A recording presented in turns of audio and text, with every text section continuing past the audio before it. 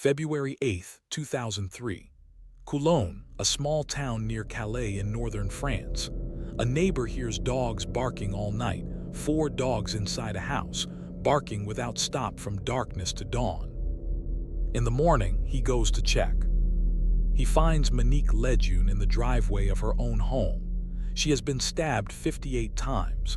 10 of those wounds are lethal. The rest are defensive, the marks left on a person who fought back. The investigation begins.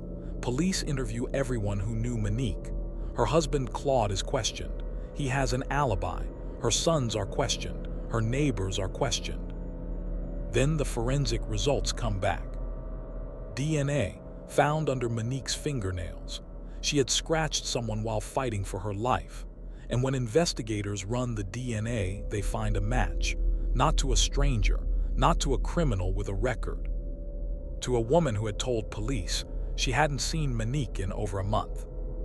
That woman was Claude's ex-wife, the mother of his 5 daughters, a woman who had been separated from Claude for nearly 20 years. Her name was Béatrice Matis, and she had a reason, buried deep in 20 years of family history, to hate Monique Lejeune. Monique Lejeune was 54 years old when she died. She had not had an easy life. Her first marriage had been to a violent man, and she had survived it, raised 3 sons, and eventually found her way to something better. In 1984, she married Claude Lejeune. She became a stepmother to his 5 daughters from his previous relationship. She was described by those who knew her as a woman of genuine character, someone who had endured difficulty and come through it without bitterness. Claude Lejeune had been separated from the mother of his daughters, Béatrice Matis, for approximately 10 years before he married Monique. By all accounts, the separation was old enough that no one expected conflict. The blended family was large, 3 sons on one side, 5 daughters on the other. They knew each other. They more or less got along. But things had been souring for years, under the surface. The night of February 7th. On the evening of February 7th, 2003, Monique Lejeune was at home. Claude was away. Her sons were not there. She was alone. At some point that evening, someone came to the house. The next morning, a neighbor heard the 4 dogs barking ceaselessly. They had been barking since night and went to investigate.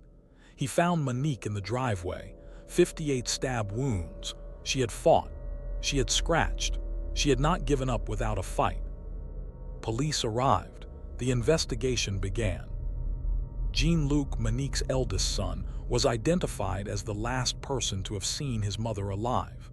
He had visited her that evening to get a haircut and have a drink. He left. She was alive when he left. The DNA. In early March 2003, a forensic lab report came back. DNA had been recovered from under Monique Lejeune's fingernails. It belonged to a woman. This was immediately significant.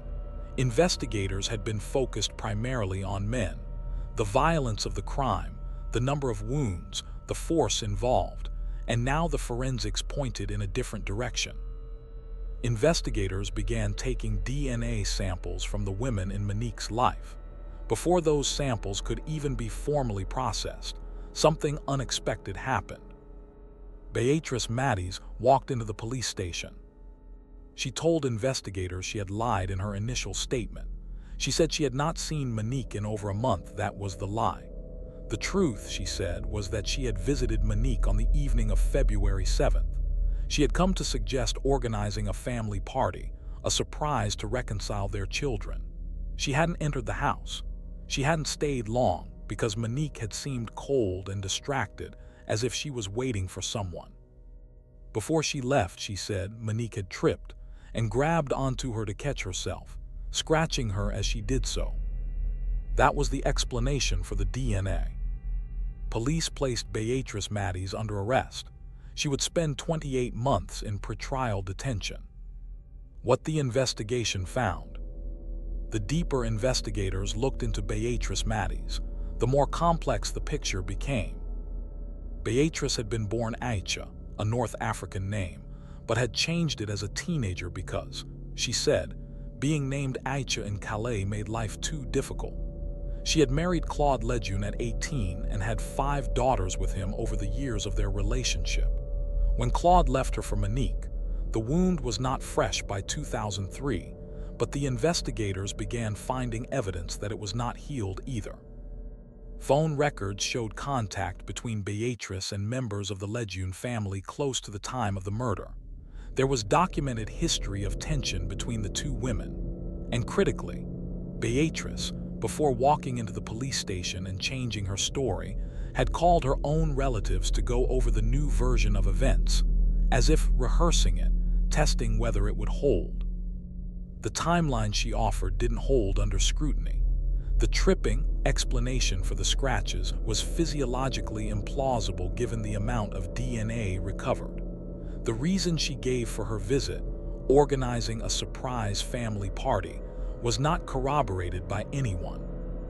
If you're already seeing where this is going, or if you think there's more to this story than just Béatrice, hit like and subscribe, because what happened at the trial completely changes how you read this case. The trial. The first trial of Béatrice Matis took place in 2009, more than 6 years after Monique's murder. It was a complex and contentious proceeding.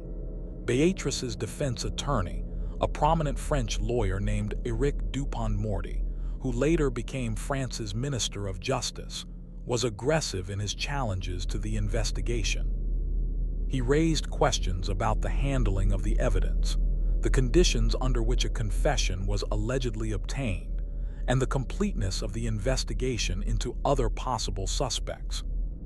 Jean-Luc, Monique's son, had been briefly detained early in the investigation. There were questions about his movements that night that were never fully resolved to the satisfaction of all parties. The first jury acquitted Béatrice Matis. The prosecution appealed. The second trial took place in January 2012. The outcome was different. Béatrice Matis was convicted of the murder of Monique Lejeune and sentenced to 15 years in prison. Shortly after the verdict, Béatrice suffered a heart attack. She survived. She appealed to the French Supreme Court. The appeal was rejected. What remains? The case file left investigators and observers with questions that were never fully answered. Did Béatrice act alone? Was there another person involved? The prosecution focused entirely on Béatrice, and the conviction reflected that focus. But the questions about Jean-Luc, the last person confirmed to have seen Monique alive, whose movements that evening remained partially unaccounted for, were never definitively resolved in open court. Monique Lejeune was a woman who had survived one difficult life and built another. She died in her own driveway, fighting back, scratching whoever was above her with enough force to leave DNA evidence that 20 years later put someone in a French prison. She scratched her attacker. That scratch was the case. 58 stab wounds, 4 dogs barking all night, and a woman who had supposedly not seen Monique in a month, whose DNA was found under the victim's fingernails. She walked into the police station and told a story about a trip. That story didn't hold. Béatrice Matis is in prison. The questions about what really happened on the evening of February 7th and whether she acted alone are still there. What do you think happened in that driveway? Subscribe to WhisprFrame. Hit like right now. French true crime doesn't get covered enough in English, and this case deserves to be heard. Drop your theory in the comments. I want to read them all.